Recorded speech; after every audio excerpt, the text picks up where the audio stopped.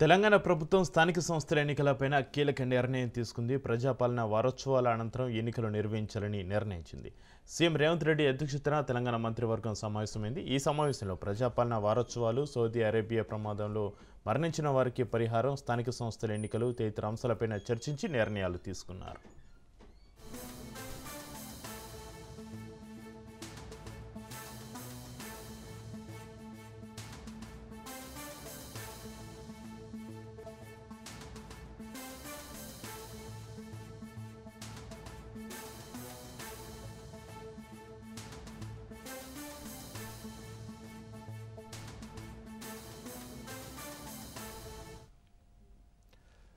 మొదట గ్రామ పంచాయతీ ఎన్నికలు నిర్వహిస్తామని మంత్రి పొంగులేటి తెలిపారు. బీసీ బిల్లు రాష్ట్రపతి వద్దే ఆగిపోవడంతో సుప్రీం ఆదేశాల ప్రకారం 50% లోబడే రిజర్వేషన్లు అమలు చేస్తామన్నారు. బీసీలకు పార్టీ పరంగా రిజర్వేషన్లు అమలు చేస్తామన్నారు పొంగులేటి. హైకోర్టు తీర్పు తర్వాతే ఎంపీటీసీ, జెడ్పీటీసీ ఎన్నికలు నిర్వహిస్తామని తెలిపారు.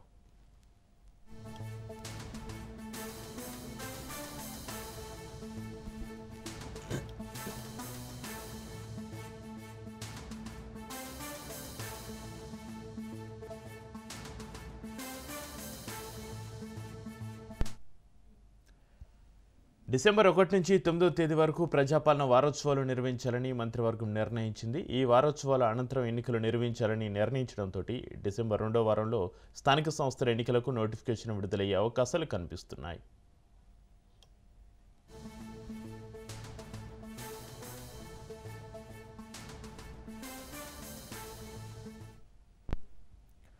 గిగ్ వర్కర్ల బిల్లుకు రాష్ట్ర కేబినెట్ ఆమోదం తెలిపింది. గిగ్ ప్లాట్ఫామ్ వర్కర్లకు లీగల్గా గుర్తింపు ఇచ్చింది.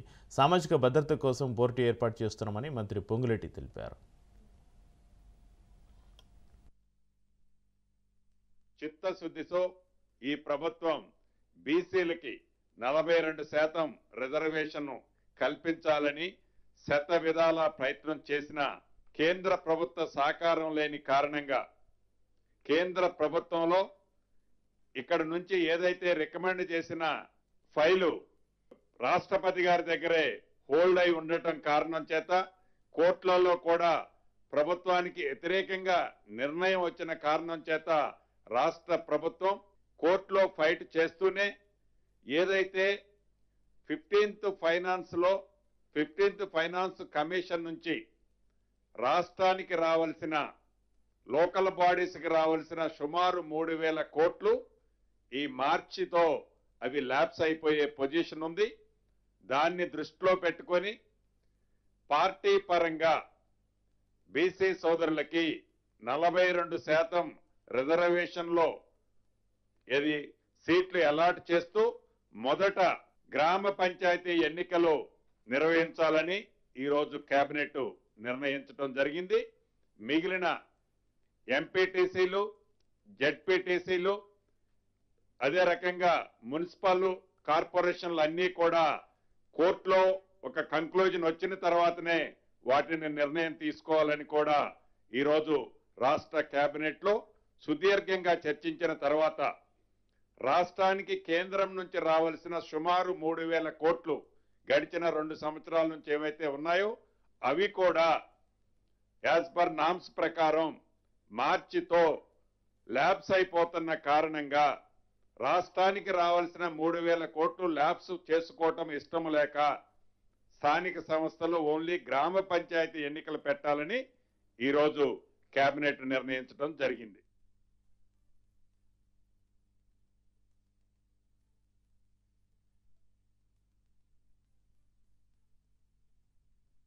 మొన్న కూడా స్టేక్ హోల్డర్స్ అందరూ అగ్రిగేటర్స్, యూనియన్స్, గవర్నమెంట్ అధికారులు అందరితో చర్చించిన తర్వాత మళ్ళీ ఒక కాంప్రహెన్సివ్ బిల్ క్యాబినెట్కి పంపించి యాక్ట్ పంపించి ఆమోదం ఈరోజు తీసుకోవడం జరిగింది. దాని ప్రకారంగా ఒక బోర్డు, ఎందుకంటే ఈ రాష్ట్రంలో సుమారు 3 లక్షల గిగ్ వర్కర్స్ ఉన్నారు. హైదరాబాద్లో మొత్తం రాష్ట్రంలో 4 lakh గిగ్ వర్కర్స్ ఉంటారు. కర్ణాటక అసెంబ్లీ పాస్ అయింది. ఇప్పుడు తెలంగాణలో కూడా ఒక బోర్డు ఫామ్ చేసి దీంట్లో గిగ్ వర్కర్స్ యూనియను, అగ్రిగేటర్సు, గవర్నమెంట్ ముగ్గురు కూడా ఉంటారు.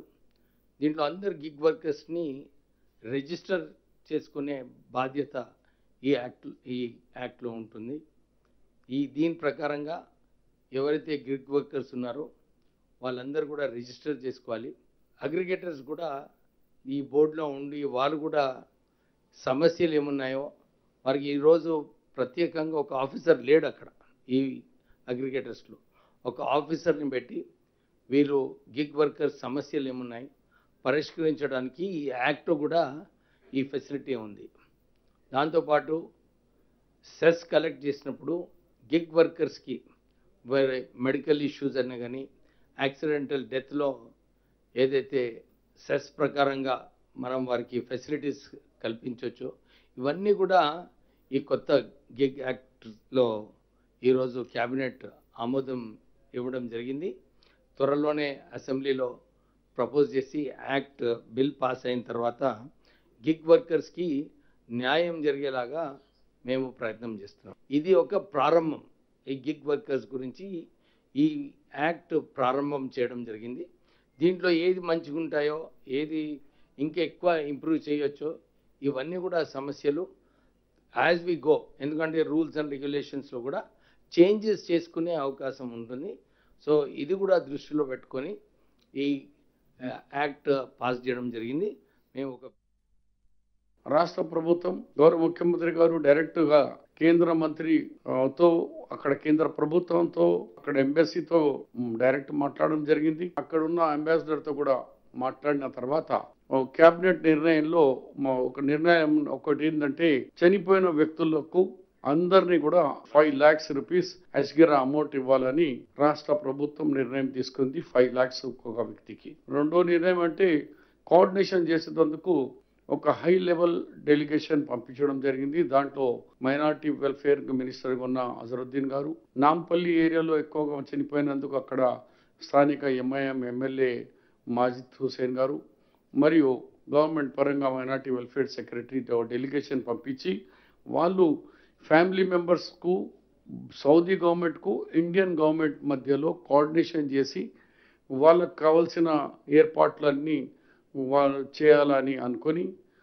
అలాగే మూడోది ఎవరు వాళ్ళు చనిపోయిన ఫ్యామిలీస్ తరఫు నుంచి ఇక్కడ దగ్గర బంధువులు ఎవరు ఉన్నారో పోయే వాళ్ళకు ఒక ఫ్యామిలీకు ఇక్కడ మన హైదరాబాద్ నుంచి ఇద్దరికి మన తెలంగాణ ప్రభుత్వమే మా గవర్నమెంట్ ఖర్చుతోనే అక్కడ మదీనా షరీఫ్కు పంపించి సౌదీ అరేబియాలో వాళ్ళకు పోని ఖర్చు కానీ ఉండే ఏర్పాట్లు కూడా గవర్నమెంటే తెలంగాణ గవర్నమెంట్ చేయాలని గౌరవ ముఖ్యమంత్రి రేవంత్ రెడ్డి గారి అధ్యక్షతలో క్యాబినెట్ ఈ నిర్ణయం తీసుకోవడం జరిగింది. ఇప్పటికే వాళ్ళ చుట్టాల తరఫు నుంచి బంధువుల తరఫు నుంచి మాకు 44 పాస్పోర్ట్ కూడా వచ్చినాయి. వాళ్ళకి కూడా ఇమీడియట్లీ విజాస్కు ప్రాసెస్కు మొదలుపెట్టే మా government GAD and Haj committee వాళ్ళు ప్రయత్నాలు మొదలు.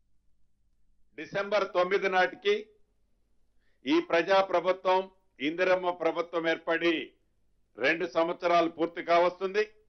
ఈ 2 సంవత్సరాలలో పేదవాళ్ల కోసం సంక్షేమ కార్యక్రమాలతో పాటు రాష్ట్ర అభివృద్ధితో పాటు హైదరాబాద్ కోర్ ప్రాంతంలో అనేక అభివృద్ధి కార్యక్రమాలు ఏవైతే చేపట్టామో వీటన్నిటితో పాటు ఇండస్ట్రీల పాలసీని గతంలోనే అనౌన్స్ చేశాం.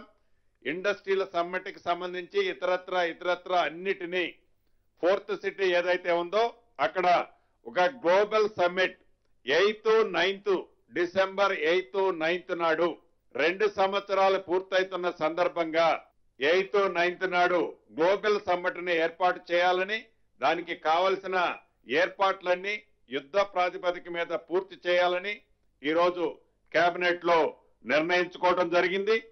అదే రకంగా డిసెంబర్ 9 నాడు తెలంగాణ రేజింగ్ 2047 విజన్ డాక్యుమెంట్ ని కూడా ఆవిష్కరించాలని రాష్ట్ర కేబినెట్ ఈరోజు కేబినెట్ లో నిర్ణయం తీసుకోవడం జరిగింది.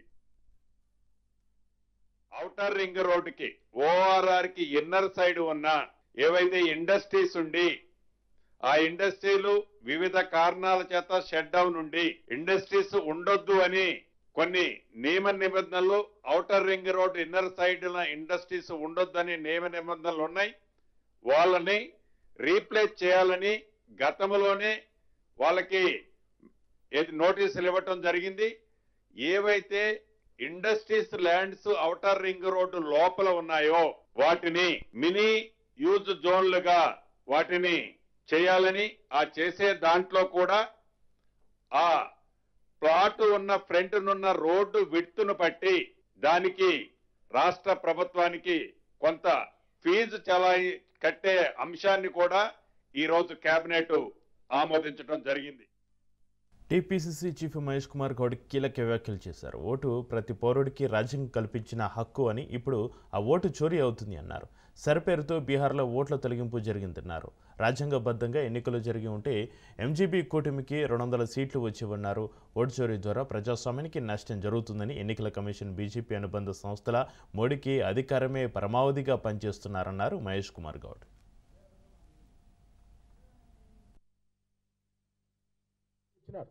25,000 మెజారిటీ ఇచ్చినారు ఇంత ఓవరావరి ఫైట్లో అంటే ఇంకా బీఆర్ఎస్ పార్టీకి సెలవు అనే మాట చెప్పకనే చెప్పినారు. బీజేపీ పార్టీ డిపాజిట్ పోయిందంటే ఇంకా బీజేపీ పార్టీకి ఈ రాష్ట్రంలో అసలు మొలకెత్తే అవకాశం లేదనే మాట కూడా చెప్పినారు. ఈ 2 సందేశాలు ప్రజలు గ్రహించుకోవాలి. చూద్దాం అప్పటి పరిస్థితి అప్పటిది. ఎస్, నేను కూడా పాల్గొన్నాను. మంచి అంశం, మంచి ప్రశ్నలు లేవనెత్తినారు. ఇవాళ బీహార్లో ఎన్డీఏ అధికారంలోకి వచ్చింది అంటే అదే ప్రజల ఆభిష్టం మేరకు, ప్రజల ఆశయాలకు అనుగుణంగా రాలేదు. ఇది గ్రహించుకోవాల్సిన అవసరం ఉన్నది. బీహార్లో గెలిచిన అభ్యర్థులకు వచ్చిన మెజారిటీ కన్నాక తొలగించిన ఓట్లున్నాయి. సర్ పేరిట లౌకికవాద వ్యక్తుల యొక్క ఓటును తొలగించినారు. తద్వారా ఓట్లో చోరీ చేయడం కాకుండా ఎరాఫేరీ చేసి వాళ్ళు ఎన్డీఏ 4వ సారి అధికారంలోకి వచ్చింది. 4 పర్యాయాలు అక్కడ అధికారం నితీష్ కుమార్ అభివృద్ధి చూస్తే ముక్కును వేలేసుకుంటాం బీహార్లో. అలాంటి పరిస్థితుల్లో వారిని ఎన్నుకునే సమస్య లేకుండే. పర్సంటేజ్ ఆఫ్ ఓట్స్ మాకే ఎక్కువ వచ్చినాయి. అవకతవకలు, ఓటు చోరీ ఇవన్నీ వల్ల బీహార్లో గెలిచినారు. అది గెలుపు కాదు, అప్రజాస్వామికంగా అనైతికంగా గెలిచినారు. ఇది రాష్ట్ర దేశ ప్రజలు గుర్తుపెట్టుకోవాలి. ఓటు చోరీ జరిగింది అనేది ఇప్పటికే రూఢి అయింది. బ్రెజిల్ మోడల్ పేరు మీద మన దేశంలో ఓట్లున్నట్టు ఇంతకన్నా సిగ్గుచేటని విషయం ఏమున్నది? యూత్ కాంగ్రెస్ వారు మంచి కార్యక్రమాన్ని ప్రజల్ని ప్రభుత్వంపైన బీజేపీ ఎంపీ ఈటల రాజేందర్ ఆగ్రహం వ్యక్తం చేశారు. ప్రభుత్వం కొలువుతీరి 2 ఏళ్లు అవుతున్న మౌలిక వసతులను కల్పించడంలో విఫలమైందని ఆయన మండిపడ్డారు. మేడ్చల్ జిల్లా అభివృద్ధిపై ఒక్క రివ్యూ కూడా మంత్రులు నిర్వహించలేదని ఈటల రాజేందర్ విమర్శించారు. ప్రభుత్వం వెంటనే పేదలకు డబుల్ బెడ్రూమ్ ఇళ్లను పంపిణీ చేయాలన్నారు. డబుల్ బెడ్రూమ్ ఇళ్లలో మంచినీటి కలెక్షన్లు ఇవ్వలేదు, లిఫ్ట్లు లేవన్నారు. నగరంలో రోడ్లు అస్తవ్యస్తంగా ఉన్నాయన్నారు. ప్రభుత్వ రోడ్లను నిర్మించాలని ఎంపీ ఈటల రాజేందర్ డిమాండ్ చేశారు. పొందిన వాళ్ళ కాలనీలకు వేయించిన, డబుల్ బెడ్రూమ్లు పంచని వాడు కూడా వేయించిన. అక్కడొక బాధ, ఇక్కడొక బాధ. నేను 9 నెలల క్రితం అలకేట్ ఎవరికైతే అయిందో వాళ్ళతో మీటింగ్ ఏర్పాటు చేసి అక్కడ ఏ సమస్యలను రాసుకొని ఇచ్చి దాదాపు 8 నెలలు అవుతుంది. తాగే నీళ్ళు కనెక్షన్ ఇవ్వలే, లిఫ్ట్ లేవు, కరెంట్ లేదు. నేను ఒకటే కోరుతున్నా, ముఖ్యమంత్రి గారే ఇవాళ స్వయంగా ఈ మల్కాయిరిని రిప్రజెంట్ చేసింది కాబట్టి 90% డబుల్ బెడ్రూమ్లు ఈ ప్రాంతంలో ఉన్నాయి కాబట్టి తక్షణమే ఈ సమస్యలు పరిష్కరించాలని చెప్పి నేను లెటర్ రాస్తాను. అంతేకాదు ఈ సమస్య మీద అవసరమైతే ఈ సమస్యల మీద ఒకసారి ముఖ్యమంత్రి గారు కూడా స్వయంగా వివరించే ప్రయత్నం చేస్తాం. రెండవది, వర్షపాతం అధికంగా పడ్డది. అర్థం చేసుకుంటే ఎవరైనా కూడా 3 ఏళ్ల లోతు గతుకుల రోడ్లు, అవి మట్టి రోడ్ల మీద కావచ్చు, కంకర రోడ్ల మీద కావచ్చు, డాంబర్ రోడ్ల మీద కావచ్చు, చివరికి ఎన్నెళ్ళు లేని పరిస్థితుల్లో సీసీ రోడ్ల మీద కూడా మొత్తం సిమెంట్ అంతా కొట్టుకుపోయి కంకర తేలింది మొత్తం. నేను డిమాండ్ చేస్తున్నా, ఇవాళ 10 నిమిషాల్లో పోయేటువంటి ఒక ప్యాసింజర్ అర్ధ గంట, గంట అయితే తప్ప పోని పరిస్థితుంది. కాబట్టి యుద్ధ ప్రాతిపదిక పైన వెంటనే ఈ ఖరాబైన రోడ్లు ఏవైతే ఉన్నాయో హైదరాబాద్ వాసులకి శాపంగా మారింది.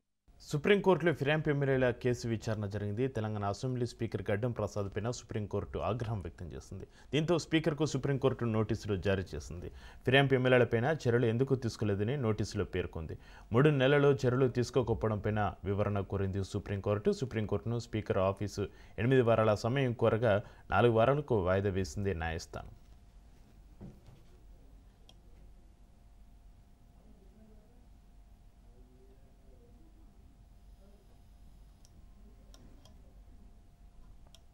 అది వేములవాడ రాజన్న ఆలయం. ముఖ్యమైన విభాగంలో పనిచేస్తున్న ఉన్నత ఉద్యోగి తన విభాగం నుంచి అందినంత సరుకులను జారవేస్తూ ఆలయ ఆదాయానికి గండి కొడుతున్న వైనం బయటపడింది. శ్రీ రాజరాజేశ్వర స్వామి ఆలయానికి యాదగిరిగుట్ట నుంచి బదిలీపై పనిచేస్తున్న పర్యవేక్షకుడు ప్రస్తుతం రాజన్న ఆలయాన్ని అనుబంధ దేవాలయమైన బద్దిపోచమ్మ ఆలయంతో పాటు నాంపల్లి గుట్ట సూపరింటెండెంట్గా, అలాగే ముఖ్య విభాగమైన గోదాం సూపరింటెండెంట్గా కూడా పనిచేస్తున్నారు.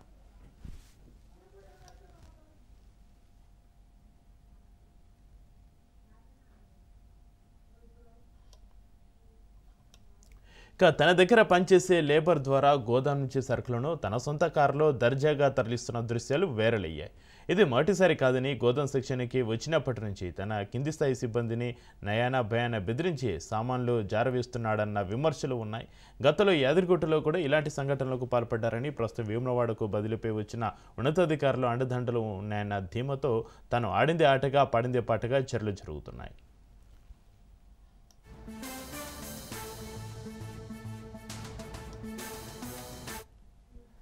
రాజన్న ఆలయ అనుబంధ దేవాలయాలతో పాటుగా సెంట్రల్ గోదాంలో సూపరింటెండెంట్గా వెంకటప్రసాద్ రాజు పనిచేస్తున్నారు. అయితే కమిటీ నివేదిక ఇచ్చి 15 రోజులైన నివేదికను ఆలయ ఈవో రమాదేవి బయటపెట్టలేదు. సూపరింటెండెంట్పై చర్యలు తీసుకోవడానికి ఆలయ ఈవో భయపడుతున్నట్లుగా సమాచారం. సూపరింటెండెంట్ వెంకటప్రసాద్ రాజు వెనక ఓ బడా రాజకీయ నేత ఉన్నట్టుగా తెలుస్తుంది. కమిటీ నివేదికలో 14 రకాల సామాన్లు తక్కువగా ఉన్నట్లుగా సమాచారం.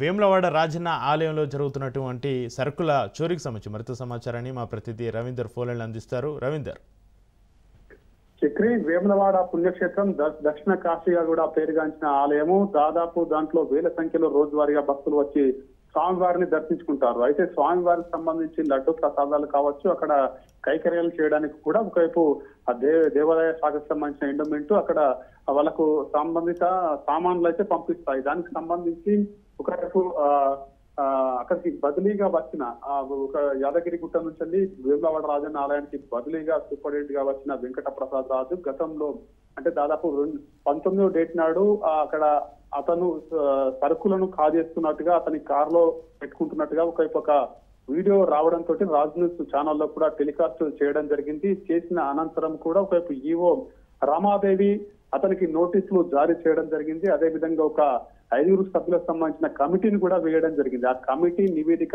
ఇచ్చిన రోజు అంటే 21వ తారీఖు నాడు కూడా ఒకవైపు ఆ కమిటీ పోయిన నెలలో నివేదిక సమర్పించడం జరిగింది ఈవో రమాదేవికి. ఆ సమర్పించిన నివేదికలో దాదాపు 14 సామాన్లు అంటే దాంట్లో నువ్వులు, మినపప్పు, జీలకర్ర, అదేవిధంగా కాజు, కిస్మిస్, యాలకులు, జమిని చాయపత్తి, అదేవిధంగా బఠానీలు, అదేవిధంగా జీలకర్ర ఇటువంటి అంటే దాదాపు 14 వస్తువులు కూడా దాంట్లో తగ్గినాయి అనే కోణంలో కూడా ఆ 5 సభ్యులకు సంబంధించిన కమిటీలు ఆ నివేదిక ఇవ్వడం జరిగింది. 21వ తారీఖు నాడు వాళ్ళ సొంతంగా కమిటీలో నిర్ణయించిన దాని ప్రకారంగా ఒకవైపు సిగ్నేచర్స్ పెట్టి వాళ్ళు అధికారికంగా ఈవో రమాదేవికి అయితే అవి సమర్పించడం జరిగింది.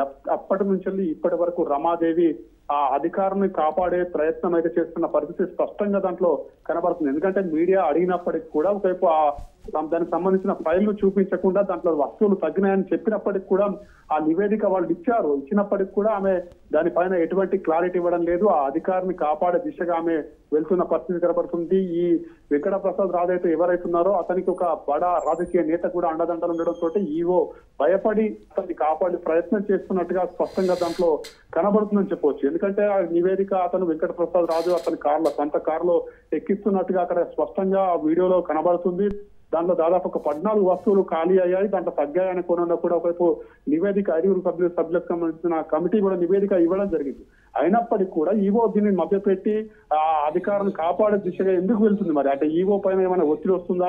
ఆ బడా రాజకీయ నేత ఏమైనా ఈవో పైన ఒత్తిడి తీసుకువచ్చి అతన్ని కాపాడే ప్రయత్నం చేస్తున్నారా అనే కోణంలో మాత్రం అక్కడ అనుమానాలు వ్యక్తం అవుతున్న పరిస్థితి అయితే స్పష్టంగా కనబడుతుంది. ఎందుకంటే ఒక దేవాదాయ శాఖ అక్కడ ఎండోమెంట్ కు సంబంధించి వ్యవస్థ, అంత పెద్ద దేవాలయము, దక్షిణ కాశీగా పేరుగాంచిన దేవాలయము, అందులో పనిచేస్తున్న అధికారుల చేతుబాట స్పష్టంగా కనబడుతుంది అందులో. ఎందుకంటే అతను సూపరింటెండెంట్ గా 2 గోదాంతో పాటు 2 ఆలయాలకు కూడా అక్కడ సూపరింటెండెంట్ గా చేస్తున్నాడు. సూపరింటెండెంట్ గా చేస్తూ ఇటువంటి దొంగతనాలకు పాల్పడుతున్నప్పటికీ కూడా స్పష్టంగా కనబడుతుంది. కమిటీ నివేదిక ఇచ్చింది. అయినప్పటికీ కూడా ఈవో అతని పైన ఒకవైపు ఏమి చర్యలు తీసుకోకపోవడము, ఆ కమిటీ ఇచ్చిన నివేదికను కూడా దాచిపెట్టి దాన్ని మభ్యపెడుతున్న పరిస్థితి స్పష్టంగా దాంట్లో కనపడుతుంది. ఎందుకంటే రాజ్ న్యూస్ దాన్ని బయటకు తీయడం జరిగింది. దాన్ని స్పష్టంగా మనం అది PDF లో తీసుకువచ్చి మన ఛానల్లో కూడా టెలికాస్ట్ చేస్తున్నాం. అంటే ఆ నివేదికను కూడా బయటకు తీసుకువచ్చి మనం టెలికాస్ట్ చేస్తున్నాము.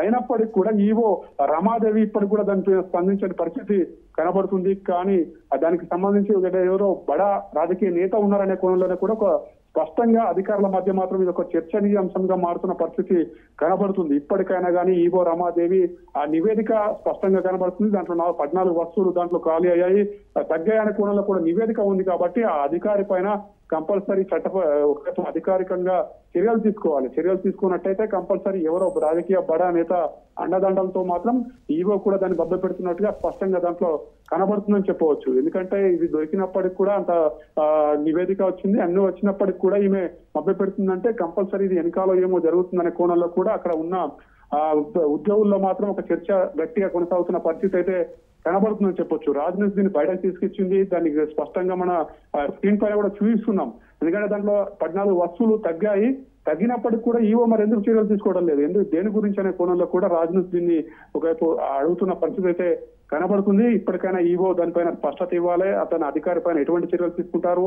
ఎందుకంటే అట్లా దొంగతనం చేసినట్టుగా స్పష్టంగా కనబడుతుంది కాబట్టి ఆ వీడియో ఫుటేజ్ ఉంది, అదేవిధంగా తగ్గిన వస్తువులకు సంబంధించిన నివేదిక కూడా ఉంది. కాబట్టి అతని పైన ఎటువంటి చర్యలు తీసుకుంటారని ఈవో రమాదేవి దీనిపైన స్పష్టత ఇవ్వాలని కూడా రాజ్నాథ్ కోరుతున్న పరిస్థితి కనబడుతుందని చెప్పవచ్చు. Right, thank you Ravinder.